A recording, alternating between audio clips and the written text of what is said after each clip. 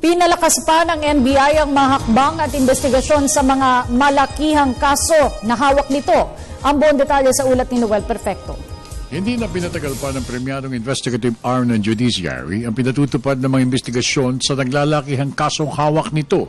Kabilang na rito ang kasong rob-out sa Atimonan at kung saan ayon kay Deputy Director for Regional Virgilio Mendez, paninindigan ng NBI ang naunang findings nito sa Atimonan Massacre kung saan isinangkot nito ang PNP operatives at mga lead officers na si Colonel Marantan at General Melad, pati na rin ang ilang miyembro ng AFP na rumisponde sa umano'y shootout. We have made our recommendation. We submitted already our report to the DOJ. There is now an ongoing preliminary investigation, so we will abide whatever is the process that will be conducted by the panel. I don't know if you would like to react on this. Marantan and Melad claims that they were not supposed to be included in the charge sheet.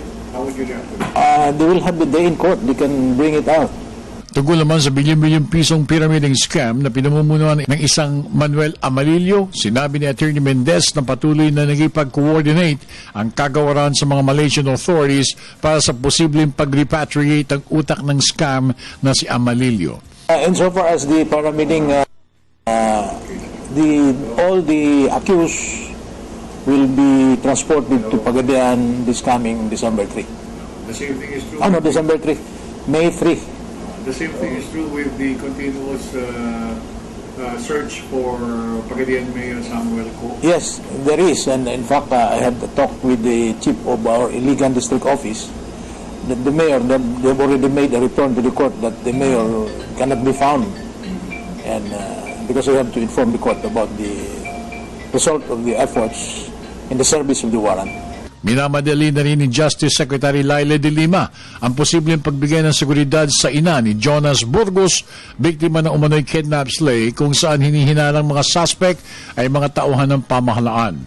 Lahat ng dibisyon ng Bureau ay agad ring inalerto para sa mabilisang pagresolba, kundi man sa pagdakip sa mga kriminal na responsable sa naturang mga kaso.